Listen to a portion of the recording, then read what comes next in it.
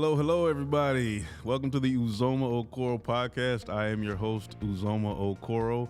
This is a podcast where we have real conversations with real entrepreneurs, and the goal to really give everybody brass tacks, useful information from a loving and caring standpoint to help you really get out there and start your business and maintain it in a really effective way for you and the life of those around you. So to that effect, we got a very, very special guest today. I'm very excited. Again, allow me to be long-winded in my intros because I'm so happy that you're here.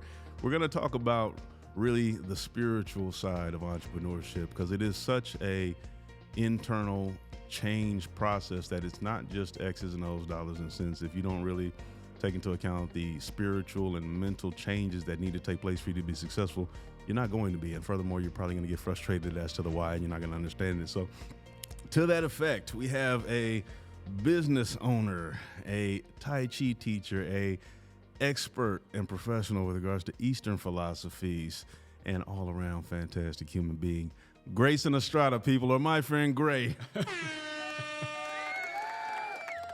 Gray, this is our sound machine. I let everybody know. I love it. I get a little overexcited about it. Please bear with me. I like it. Thank you. Welcome to the show. Thank you, man. Thank you. How you doing? Good. Yeah, living life, you know. What did I miss as far as those accolades are concerned? I know there's a long list. Yeah, I don't want to shortchange you. There's a bunch of stuff in there. I mean, Chinese medicine background. So I went, my graduate work was in Chinese medicine, so Eastern philosophy, but I was geared up to be an acupuncturist. So I was going to do herbalism and the whole lifestyle component stuff with that.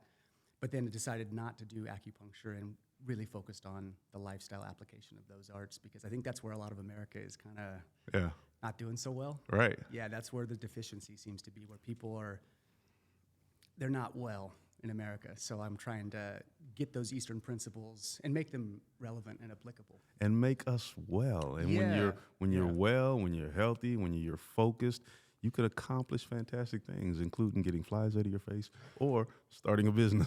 This is an active construction site. People, we want it to feel that way because, again, the purpose being start where you're at. So let's talk a little bit about getting well. And one of the concepts I want to broach with you is salt traps. It's the thing that I use to remember to let go. And so many Eastern philosophies, I believe, and you can correct me if I'm wrong, are steeped in the idea of letting go. But what I found in my own personal experience, and the reason why the salt trap is such a powerful memory for me, is that you're familiar with the salt traps? A little bit, but okay. I would like to hear more of your personal take on it. My shorthand version of it is, in the wild, when hunters want to catch a monkey, and I know people have probably heard this story told in other venues, but when they want to catch a monkey, they put a piece of salt inside of a coconut and they tie it to a tree. Little monkey comes along, sticks his hand in, grabs a piece of salt, wants to get out, starts going nuts and can't get out. Okay. Not understanding that if it lets go, it can be free of the trap, right? So liken that to entrepreneurs of today. And again, just from the monkey's perspective, it's not the coconut. The coconut's innocent. The salt is innocent. It's the desire for the salt that's keeping them trapped. I think that same desire for stability, for a consistent paycheck, to know what's going to happen tomorrow, is what is trapping entrepreneurs in 9-to-5 jobs. Yeah. Not that 9-to-5 jobs are bad, but if you want to get out and you really want to do this, I think it's trapping them. So I'm interested in what Eastern philosophies we can utilize to get out of the salt trap. Yeah, you touch on something pretty key.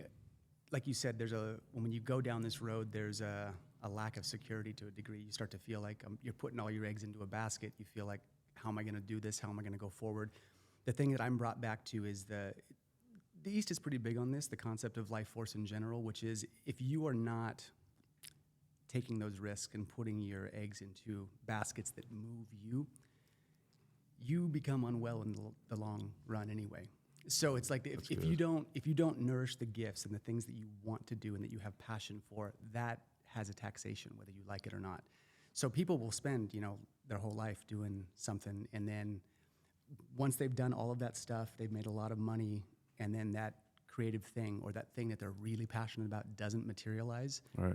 Those people are suffering from mental health, physical health. I mean, that stuff takes a toll on the body. So the incentive that I kind of tell people is that it's going to be a taxation if we don't go down that road. So I think reframing it and understanding that ultimately, if you pursue these things, there's a bolstering effect to your collective health if you do this. Because when you dive into that passion, that's what gives you that, like I was saying up front, that gives you that life force. That's what keeps you alive. That's what keeps you in the game, and that's what gives you the inspiration and drive to keep going forward. So it's awesome. hard to invest in that sometimes, but that's the mechanism. Like, you need it.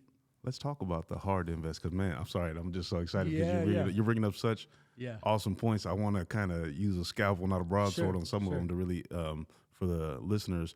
So you said when you do what you want, it really feeds your passion. So that's one of the kind of scale things that gets lost in the balance, especially with entrepreneurs. And one of the things I'm putting on this show is like, start your business where your technical acumen lies, because then you can create profit from it. Again, if you want to do your passion thing, that's fantastic. I'm doing both. But how do you square that circle with my passion might not make money?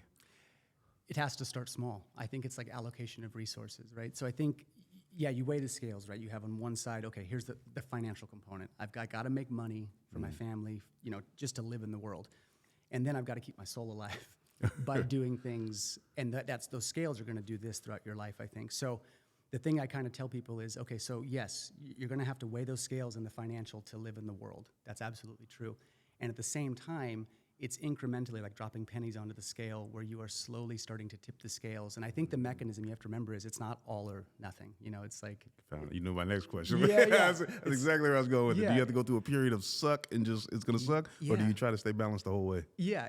And sometimes I think people are balanced the whole way. Sometimes they can pull that off, and they just, they do this the whole way up, and it's great. And then other times people are really top heavy on one side, and it's, I think it's viable to go about it. There's a few different ways you can do it, I think, but in the end, you have to start tipping the scales slowly and steadily, and allocating resources over there as a means to keep you healthy and alive. That's the thing that I've watched people get. I mean, I've worked with clients who have dedicated so much of their life to that and then become ill as a result of it. And it's like, it's just so backwards, and then they jump into their passion project and their health returns, and they're like, and maybe they even lost some money doing that.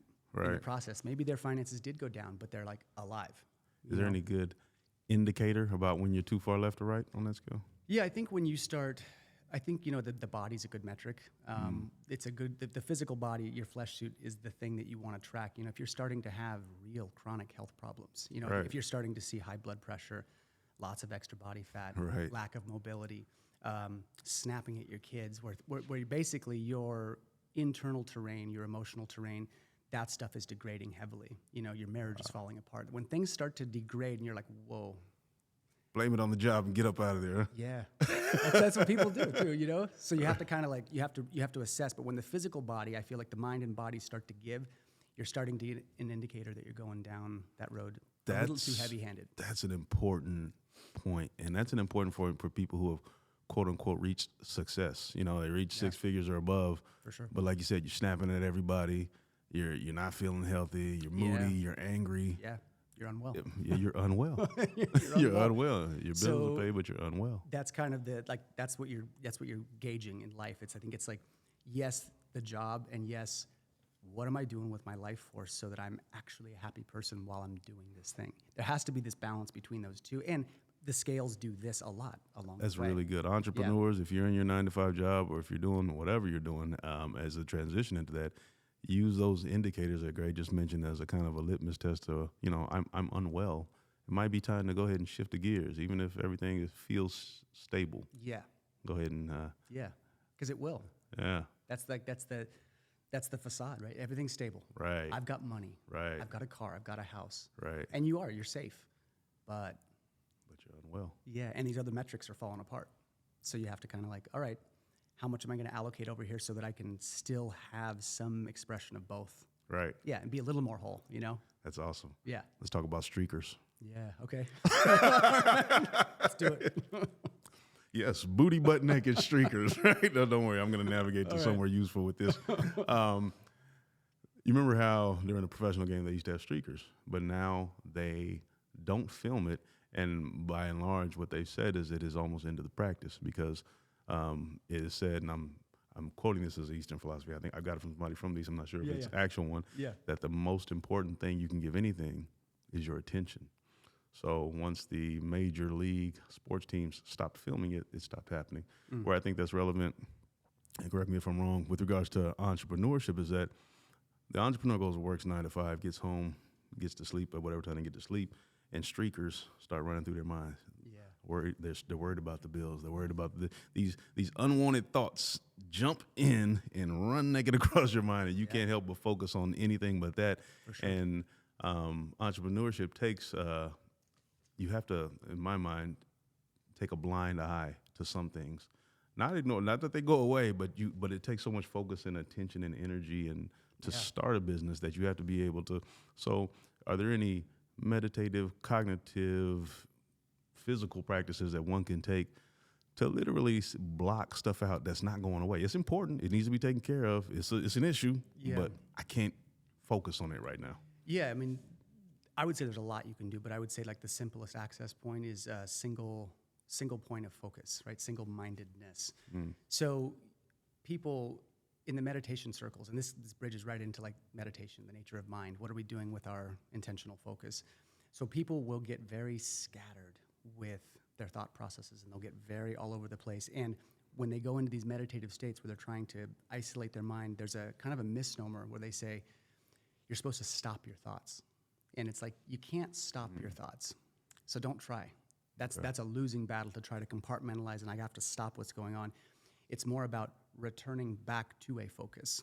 So if you're looking at a candle, that's one of the practices. Like you look at a candle and you track the candle and you keep your eyes on it and you watch it in a dark room and it's going to flicker and it's going to move. And then all of a sudden you're like, what's for dinner? Oh, that thing I got to do tomorrow. And you start losing it. As soon as you realize you've lost the flame, you bring it back to the flame. And so that process of floating away and returning is the part that trains the mind to be intentional in its focus. So you have to let you losing track is part of the process. And people usually think it's not. They're like, oh, that's bad. I'm failing. Right. I didn't do meditation right. And it's like, actually, you've just completed the meditation cycle by letting your mind wander and then bringing it back. It's the tethering. It's the bounce back that makes it work. So you can apply that mechanism to everything with your job, with work, with your project. Right. It's like, here's this thing I'm focusing on. And you do this, and it's like, bring it back. Bring it back. Bring it back. And once you've brought it back, you're practicing that same thing, and that's where you get your focus and the drive. It's, we're all gonna derail. You said two important things that just jump off the page to me. You said practice and training, and I don't think people administer those tools as fervently as they could. One of the things that I teach my children is directly in line with what you said. I'm trying to give them a youthful, practical example of what you just said, and I tell them, something crazy is going to happen any day. You're going to get a crazy text. Yeah. You're going to get something called. And ask yourself the question. I mean, you're going to get that text that throws you off. It's like, whoa, from a person that it's like. Sure. And I tell them, really ask yourself and answer the question, what were you going to do before you got that text? And it didn't have to be anything glorious. You could have been going to, practice, or you could have been going to do the dishes or do your laundry. Go back to that thing. Because whatever came in the form of distraction. It's kind of to distract you from that. So I love so much about what you said about this is, look at the shiny object over here. Yeah. But it's a training to come back, because it's hard not to look at the text. It's hard not to look at that Facebook post. It's hard not to answer that friend or that family member that just pissed you off. Yeah. Oh, yeah. But, you only got an hour to finish the proposal or whatever. So correct. I think that's a fantastic philosophy. Anything that you do in aiding the training of bringing it back, because it's hard. It's hard. Yeah. And it's and not just to add to that, not judging it. That's where people get stuck. Like they get if they'll derail, right? They'll lose track with the project, and then when they come back, there's a lot of shame and judgment about having derailed, and it's like, oh well, welcome to the human experience. Like this is what's going to happen. You're supposed to derail. And you have to bring it back. And when you bring it back, you're like, that's the muscle you just trained, the muscle mind, the mind muscle, however you want to think about that. Don't beat yourself up. No. I mean, you can and you will. We're all going to do it. Right. But start to minimize it and reframe it a bit. Like, all right, I'm supposed to derail. Yeah. I should lose track of the candle. I should, and bring it back. And if you do that, I feel like people's capacity to focus increases. I ate that donut after I got up the treadmill, but it's okay. Yeah, right. I'm going to get right back on the treadmill. That's right. That's exactly right. I get it. I'm an advocate for it. Yeah. Weed. Yeah. Let's talk about it. It's a big topic. It's a big topic, yeah. So I don't want to take all the thunder, but I want to frame it in the concept of, again, there's a mental shift that has to happen. From 9 to 5 to business owner. Yep. It's night and day. Yep. a lot of the 9 to 5 people are working professionals in which there is a taboo for plant medicines. Yeah. Dispel that taboo for us and tell us why and what we should do to Yeah. help this transition. And agreed. I mean, it's a big no-no, in American culture, and there's a lot of stigma and judgment around it. And I think, if you take it back to, at least from my background, you take it back to Chinese medicine, you go back to Eastern philosophy, they have the Materia Medica. You pick that book up and there are thousands of herbs in there for lowering blood pressure, resolving toxicity. Plants have been a part of the human experience since the beginning, and so we have to kind of understand that we have evolved with them, and yes, like animal foods and other things as well, but they're a part of our experience from the dawn of time. Every world tradition has used plants in some capacity. Right. And so there's designations and classifications of how those work. And then when you get to cannabis, hemp, if you look like the historical relevance of hemp throughout the United States, how it was used, industrialized, it's an amazing plant. It can do a lot. But then you start seeing the benefits, the medical research that's coming out, PTSD, people who have MS, the reduction of tremors, all of those things without the side effects of pharmaceuticals. And I think that's where I personally think that's where a lot of the tension starts to come from too, because people start doing that. There's money lost in these big pharmaceutical companies because there's something that can provide real benefit to people and really help people who have severe problems, but there's a loss of profit for them. So I think those are the components. But I think the other thing to think about too is that alcohol is so prominent in the culture. It's celebrated. Like we're encouraged to drink a lot. That's a good point. And you can go out and. I mean, there's no getting around it. Alcohol's not a health food. It's not that I don't ever touch it, but it's very taxing. It's fat soluble and water soluble. So when you drink, it goes into every single cell, and there's a taxation, and the liver slows down, and there's calories in it. And if you're strength training, it's going to diminish that. Cannabis in moderation is going to not do that. How do I segue? Yeah. I'm a 28-year-old, 30-some-odd-year-old. Senior VP or executive of this, but I'm tired. Like I said, I'm unhealthy. I can realize it. I'm snapping, and I want to make the change, and I want to potentially utilize cannabis and cannabinoids and things as a help to really transition me mentally. How do I get into it? One, how do I get over the taboo? And two, how do I, because it's not one size fits all. Everybody's correct. So how do I slowly get into that so I don't go on a vision quest? I got to get to work tomorrow. Right. But I use the right thing that helps me transition mentally. Right. And I think now, especially where the cannabis industry and the hemp industry has gone, now it's very accessible. You can buy CBD products that have taken out the THC, the tetrahydrocannabinol. Explain that in detail educate us in case for those who don't know. Please. Yeah. So, there's a lot of different compounds in cannabis, but you have THC, which is the thing that will quote unquote make you high. That's what gives you the munchies, paranoia. It can do all that stuff. And there's some brain benefit to it. Then you have CBD, the other component in it, and CBD is the relaxant. It's the down regulator. It's what helps the central nervous system kind of come down. So when people have, tremors from MS or whatever, that's what's calming people down. And so through the processing of that plant, in very clean ways, they've been able to isolate and separate that a bit.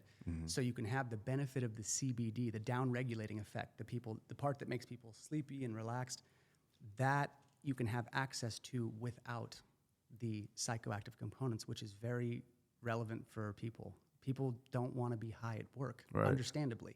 So CBD can be that bridge for people looking. Absolutely, and it doesn't have to have the high, And so I think some people are looking for that. Sometimes they just want the state change. They just want to be in an altered state. Fine, that works. But yeah, the access point though for people who are coming from the pro-alcohol America to, I can down-regulate my system by not getting high, feel better, sleep better, restore better, improve a lot of bodily functions without taxation. Are you okay sharing some of the physical benefits and maybe a little bit about your transformation process? Yeah, sure. Yeah, it's quite the journey.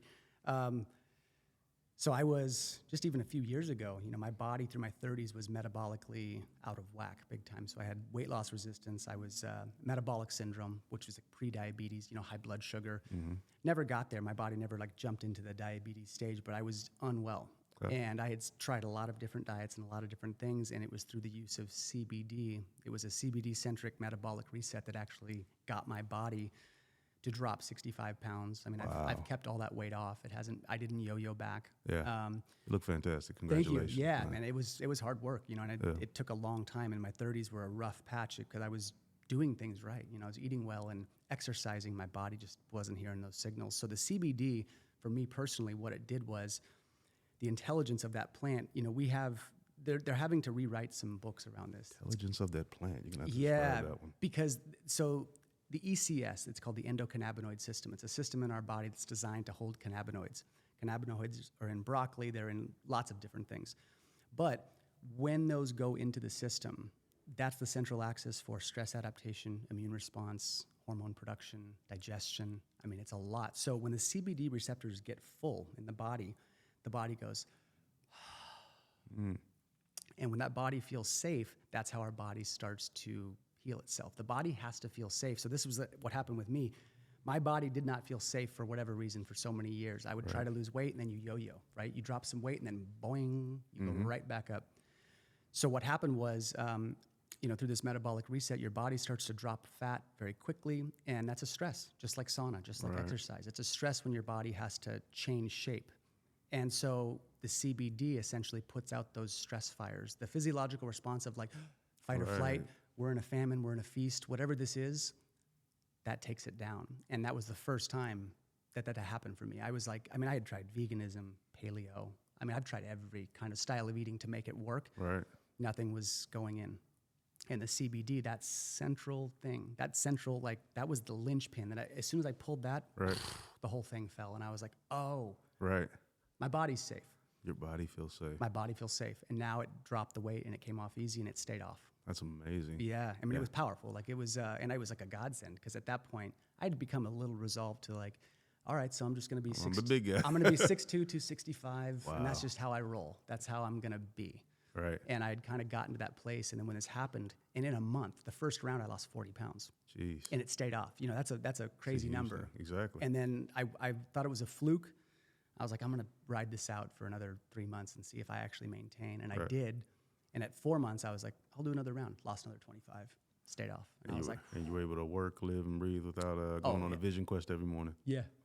Yeah. That is fantastic. Oh, it was amazing, man. Like it totally reset my life, like in the best way possible. And I've seen you in both bodies, so I'm and I think that's going to tremendously help because I know somebody's out there like, how can I segue? I know I'm not healthy. Yeah. How can I segue one out of this job, out of this world, but then also I need some tools. This is a brass tack show. I don't like just giving people go fight win. Yeah. Now introducing CBD into a working professional's life. It can be something that they can really use to make that transition. Very viable, very effective, and very easily, it's very accessible. That's awesome. Yeah. We all watch Netflix nowadays, right? Yeah.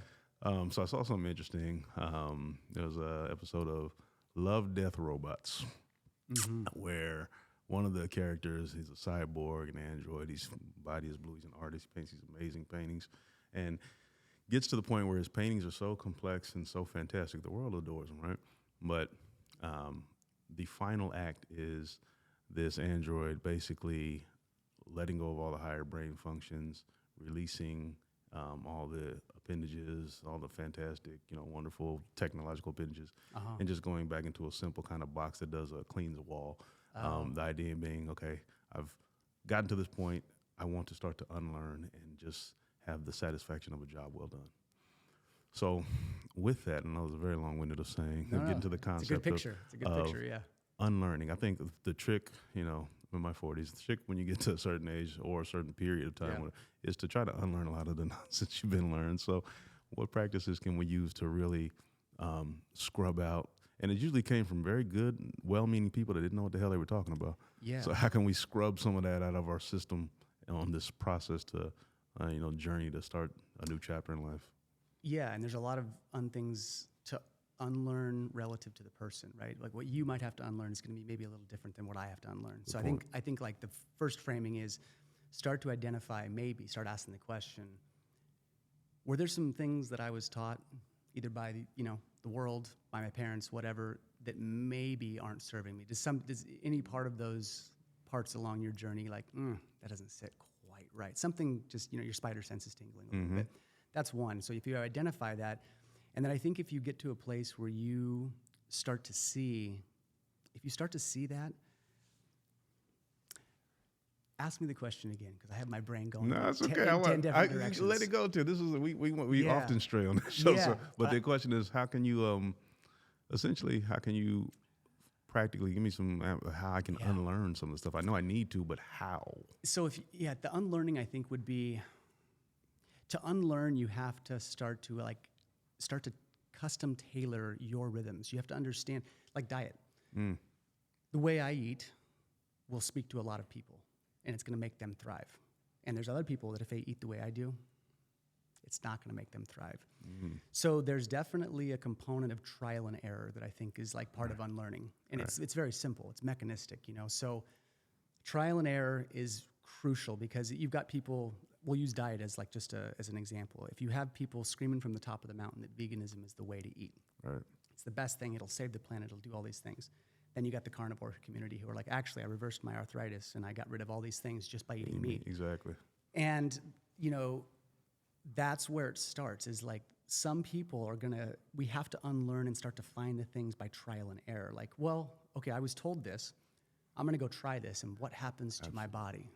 What happens? What just happened? Did I get worse? Did I get joint pain? Did I do whatever? But I think that trial and error mindset for unlearning is where it starts, because otherwise you're just kind of waxing intellectual on theory.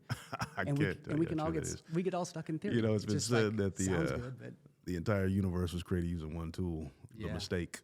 Right. So to your point, Yeah. whether you believe that philosophy or not, I think it holds true with exactly what you're saying. People, especially in social media era, take so much on faith, on verbiage. Somebody said something, it made sense to me. Somebody said something, they never go out and try it. If you go try the carnivore diet for you, it might not work for a million people, but it may work for you, but you got to try. exactly. Yeah. And then once you do that, the you kind of identify what can be unlearned. Yeah. So I think that's the access point is be willing to get your feet in the game. Right. Do not sit on the sideline and just listen to theory. Oh, that sounds good. Right. Because I watched the documentary on Netflix about food. That's awesome. Like, that's great. Wonderful. Go try it.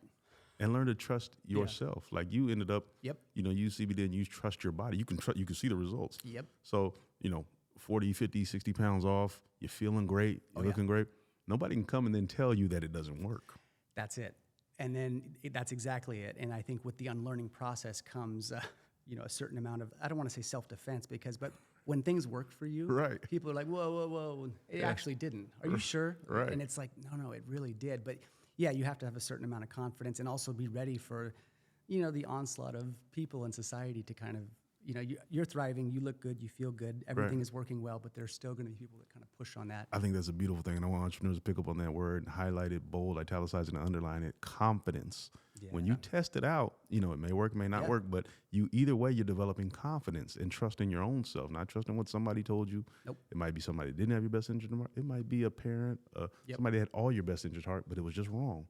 Trust yourself, but you got to try it out. You do. That's an awesome point. And it's so simple. It's like, I really try to approach this stuff, and when I'm talking to people and educating, it's like, keep it simple. Yeah. Keep it simple. And simple doesn't mean easy. Lifting 400 pounds is a simple up, down, but it ain't easy. You know what I mean? So, Well said. But try it. I encourage people to try. Yeah. We had a pro fighter on here last time, and we talked about, the only way to get better at jiu-jitsu is you're going to get submitted. You're going to lose them, but that's just part, it's just part of the, learning process. But I really want people, I think that's such an important point, that's why I'm harping on it. Yeah. Is that try it and have confidence. Nobody can tell you now. I don't care if they are the most prolific, awarded, got more degrees than a thermometer person come and tell you CBD doesn't work. You can look them dead in their eye. Yeah. Say, it does. And it keeps life interesting because once you have that and you've seen like, okay, what you did works for you, what I've done works for me. Right. Now we have this open kind of unknown space to be like, well, that's interesting. Yes. So now what? Exactly. How is it that vegan you thrive and carnivore I thrive or whatever the thing is? Now we've got something to play with. Now we can actually like, okay, so what is the common ground here? It opens up a whole new dialogue, So I think, and if you're entrepreneurship, you're going to need that. You're going to need that like the new stimulus, the new ideas, the new spot for creativity. Like it's very helpful. You Let's segue into talking about anger, because it's something that really gets lost in the sauce of the entrepreneurial talk. But since entrepreneurship, business ownership, market share is such a fight. It's such a, there's only so many, seats at the table. Yep. It all the emotions of anger, jealousy, contempt are very present in entrepreneurship. But they really need to be controlled. And, especially if you're a little guy coming up, you're getting stepped on a lot, you're getting talked to any kind of way. Oh, yeah. What practices can somebody employ to be less emotional, control their anger as they are making that transition? Because you got to keep everybody happy when you're trying to start a business or try to. Yeah. If you think about anger we'll use anger as kind of the central linchpin here, but if you think about it, there's kind of a misnomer that you have to suppress your emotions in like a business setting, right? Because, and I think, I see what people are saying, because you can't snap at your boss and just say what you want to say sometimes, you're like, or whoever, right? Someone's talking to you. So it's not about suppression, because if you suppress something, then it's a pressure cooker and it'll pop at some point. Okay. But the disciplining of emotions is a word I like way better, which gives, just like your kids, right? When you have a little baby, my daughter's 7, and you have, what do you do for a period of time? You have little gates up through your house. It's a little container. Right. You contain them. That's a physical discipline. We're disciplining your movement to this space. Right. And I think the idea that for people when they're in this line of work and they're going down this road is that idea. You need to discipline your emotions. You have to let them circulate, right? You let the kid run around. Right. You let them do their thing, but you're not tying them to a pole. There's a difference. Wow. You're not duct taping your kid to the post and saying stay there. Right. That's what suppressing your emotions are, and that's bad. That's going to cause problems. But if you give space for your emotions, so the thing I tell people is, I work with a lot of people who are hot-tempered, because a lot of people that are like very fiery, they need that fire for entrepreneurship. Right. And so part of how you regulate your emotions is just by breathing. It's nothing, it's not my idea. I wish it was, but it's not. The bridge between the mind and body is the breath. So you're saying the client says your proposal sucks, and you. Yeah. Physiologically take control of the situation, right. And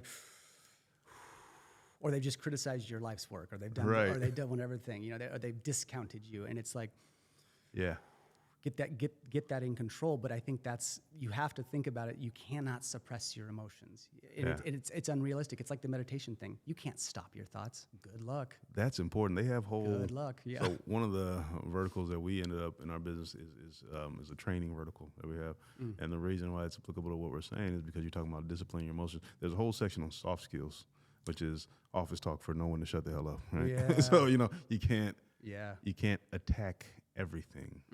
Not everything requires a response type of thing. Right. But we're in a new generation where people are also afraid. And I understand where the younger generation coming to. They want to be heard. They're tired. Sure. They're tired. For sure. But so maybe give us another example, just one more to reemphasize the point about how people can discipline emotions without suppressing their voice. Yeah. Breathing is one, right? And I think this is another. It's how you frame something. Human beings, and this is directly out of Eastern stuff, and I love this idea. Human beings are supposed to experience the gamut of an emotion. We're supposed to have depression. We're supposed to experience sadness, ecstasy, bliss, joy, fear, dread. The human organism is designed to feel everything. Right. So you want to think, the feelings that we have, it's like a barometer for life. It's like your emotions clue you into like the safety of a situation. Your emotions can be very helpful. So you do want to listen to them. You do want to have them be a part of your mix, and you don't want to separate any of those. You want to feel all of it and realize you're supposed to feel all of it. That's how you evolve. That's how you grow. There's nothing easy about being challenged and getting really angry and then learning how to regulate that. That's a difficult process, but you're supposed to feel all of them. You can't bypass, like people, the most well-rounded people are the people who have touched it all. Don't run from the feeling at all. No. How and whether you express it is a part of the discipline. Correct. But don't ever, like, I got to box that being, I'm pissed off. Yes. Probably rightly so in a meeting. And it's viable, right? Right. Yeah. So feel it, absolutely. But realize you should be getting pissed off sometimes. You should be ecstatic sometimes. You should be really sad sometimes. Rage on, entrepreneur. Yeah. Let your Hulk out every now and again, Yeah. puppy. I take your meaning, and I think that's a fantastic point. That because people tend to, instead of, they tend to run from the emotion or lock it in a box Yep. rather than, feel the uncomfortableness of being, and that's very problematic. right. The suppression of emotion is a problem. Like it's not good, and so you can circulate it a bunch of different ways: exercise, breathing, diet, sleep. Right. If you're giving your body the basic inputs from which it builds energy, these things that will downregulate. That's the other piece of this, right? It's if you are well, Right. physically well and mentally well, you have way more time and space to manage your emotions. Right. When you're short fused and you have no sleep and you're eating McDonald's, Right. you're not exercising, you're not getting any sun, you're not doing any of those things, good luck. That's what I'm saying. A lot of the stuff, Good stay luck. away from the McDonald's, drink a lot of water, exercise, fresh air, proper sleep regimen. A lot of the stuff doesn't cost a lot, No. and it resets your No. whole life. It's the basics. Yeah. You talk about the suppression of emotion. Let's talk about the suppression of faith. Yeah. Let's touch the hot plate. Yeah. Let's do it. Well, so to be an entrepreneur, you got to have faith in something, whether it be yourself, something higher. You got to be plugged into some energy source to go out there Sure. and think you can change things, change your life. And so, from an Eastern standpoint, I don't want to put you in that just box because I know Yeah. you're mine, but Yeah. but from that perspective, is it because a lot of the kids don't believe in God anymore, and they don't even bring it up to them? You know what I mean?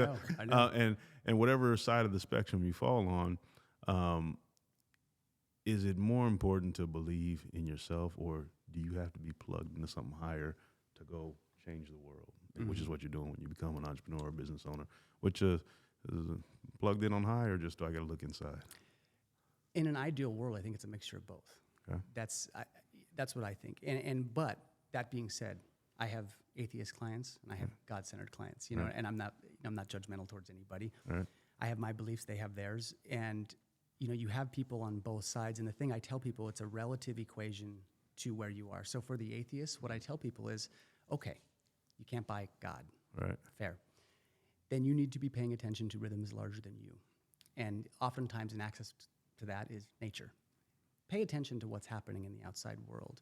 Realize if you go out into the wilderness with no food and no shelter, what happens? You're in trouble. Right. You've got to pay attention to things that are stronger and bigger than you. And I feel like for atheists, part of how they find their resolve and they find their connection is by maybe tuning into the outside world. If that's so I meet them where they are. I'm like, yeah, go there. And then if a person is God-centered, I'm like, yeah, okay, go ahead and plug that in.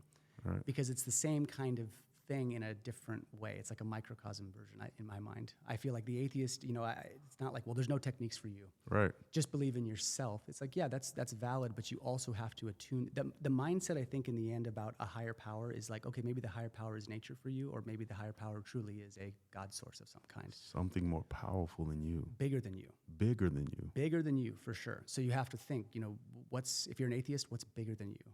And what can school you? What can you learn from something way larger than you and way stronger than you? And so that gives people an access point to get that mindset of, I can be supported by something bigger than me. What happens when people are stressed out? They go to the woods. They go hike. They go hike out, or they ride their bike out to, in Sacramento, they go out for 50 miles and they ride. They're outside. They're getting their blood moving. Right. That's an example right there. They've connected with the outside. They've come back in. You know what I mean? Right. So I think, I don't want to put people that like one is better than the other. I have my take on it. I'm a God-centered person. That makes sense to me. But then the faith in the self is very, very important. You do have to trust and have, a very real amount of faith in who you are and what you are. And that just comes from, I think, again, trial and error. So let's talk about that 50-mile hike. Yeah. With regards to mentorship. What I've seen, so I watch a lot of old kung fu movies. Yeah. Probably people get tired. Me too. I watch too. a lot, all Me the too. Shaw Brothers movies, 36 Yeah. Chambers. Yeah. And one of the things that I often see in those movies is that the guru, the sensei, the master is always up in the hills. Yep. And you got to make a 50-mile trek or whatever to Yeah. go see him. So you have to travel Yep. to find your mentor. Correct. Mentorship is a theme that has crossed every episode that we've done. My question to you is, one, as a mentor, should you, the guru on the hill, come down to the village and just start passing out wisdom? Should you initiate that process, or does the mentor have to stay there and the mentees, you have to trek up there? That's part of the process and find them. Do both work? Do neither work? What's the appropriate path to It's take? a great question. And it's in relative to, so I'm gonna use this as an analogy, and you know, my background, martial arts. I've done that very thing. I've lived on the mountain for a couple months with a master who wasn't my formal master, you know, but with disciples. I've done those kinds of things, and I've spent some time. I've traveled to China. I've trained with my teacher. My Tai Chi teacher is in China, you know? Right. So I've had exposure to these rhythms, and a lot of people who train martial arts, they think about this very thing. They say, so the master who is in China, right, or who's on the 240 acres, and you know, he's got this mountain complex, people will go there, and they do that thing, and they train with that master, and they get information, and they disseminate it, and they bring it back down. And the ongoing conversation with people is, for the arts to survive, they have to evolve too. And I think like the passing of a skill, whatever your art or whatever your mastery is in, where we are right now in the world, the advent of AI and technology moving so fast. Right. I think if we stay in that old traditional model too much and we cling to it as an idealistic theory, Right. is like this is the way it was done, I think something will be lost. I think, and I've seen it. The arts, like they start to slip through, and the mastery of whatever the skill is starts to fall through. So I think there's kind of a middle ground a little bit that has to happen between. Yes, these high masters do need to come off their mountaintop sometimes, Right. just to be seen. They got to come down because some people aren't even aware that, you know, mastery of that thing even exists. People are like, "What? That's a thing? Right. This person studies that?" Right. And they've been doing that for how many years? Right. And then the people here, yeah, you have to go and look. You know, I don't think it's, and depending on a person's personality, I've seen it so many times where some personalities are like these people that are just, they're built to go to a mountain and they can disconnect, and they have the means, the financial means to disconnect for a year or two. Right. A lot of people don't. Right. So there's always this unique tailoring of our life terrain that we have to be paying attention to. Like I have kids. I can't go, you know, I have my daughter, and I'm not gonna go and disappear for 2 years on a mountain. Right. That's not viable. Practical. That would compromise my role as a father, you know? Right. So I think personally, both the student, you know, with they always say that like the teacher and the student relationship, if there is no student, there is no teaching. Right. It's just, you know, the teacher can be, you got to have the student though, and you have to be willing to meet in the middle. And I think the thing I've seen where these relationships really bridge well when people start learning that mastery is the teachers who will come down a little bit from the pedestal and be like, ultimately, Right. yes, I'm skilled in this thing, but ultimately, we're just two humans walking up this mountain. And the people that kind of approach it from a friendly standpoint, the masters that I've seen, the people that are really skilled in their things, when they are friendly in their general orientation to that process, where I'm befriending you, Right. you're not just my student, but I'm befriending you a little bit. And the student is also befriending them. And there's like this friendship bond, this undercurrent. And you still have to have the teacher be the hard ass sometimes, for sure. And they're still going to discipline you. But I think if that happens, that's the kind of the bridge between these things. Because otherwise, man, the arts will die. And these skilled people of whatever their mastery is, I think it slows down. You may have just answered my next question in fantastic form. That's my last question. I want to be cognizant of your time, but in a era where there are people who have, I dare say, mastered certain skills. I'm going to call you mastery skill. I think I've mastered certain skills. Sure. And we now want to help. Yeah. And imbue that into next generation of people. But at the same time, it's like the masters walking down the hill. Okay, I'm going to meet them halfway. But you see all these people, all these other fake masters just come and talking, and I'm likening that to like social media, right? Yeah. Everybody's coming. That's like, whoa, how am I going to be heard now with all of this noise? How can somebody who has something good, useful, and is steeped in practical experience get their message out? And like I said, you may have answered it with the walking impaired, but how can they get it out over the noise? Yeah, I think you have to, again, it's all framing, you know, I think you have to realize that, your signature, who you are as a person, is going to speak to a lot of people specifically. There are people that are going to be drawn to your personality, your smile, your charm, your voice, your message, how you deliver things. And that's the faith, personally. I think that's that interpersonal faith of like, yeah, how I do it, how I see it matters, and that is going to draw people. You're not going to get everybody. Right. And let the fake masters do their thing. Right. You have to let them, because they're, you know what, they're probably good at some things, and then maybe they're very good at marketing, and they're very good at just, selling the story. Right. But what I've seen is what typically happens is when those masters, it's just a matter of time before that connection and that mechanism breaks down. Right. That guy was not a real black belt in jiu-jitsu, and I just got schooled Right. at my tournament. Right. And it kind of takes care of itself, and that's the trial and error. It's like, yeah.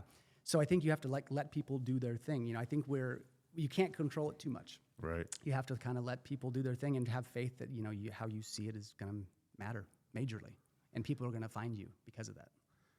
I think that's a fantastic point and an awesome one for end on. This has been an absolute pleasure talking to you. Likewise. I think you've given us so many pearls of wisdom and so many practical gems to really live, think, and apply to our daily lives that I think entrepreneurs are going to be very well served by listening to what you had to say. Grayson Estrada, everybody, thank you. You are fantastic, and I really appreciate first of many conversations. But I look forward to more. Thank you for joining us on the Uzomo Okoro podcast. You bet. Thank you. Pleasure.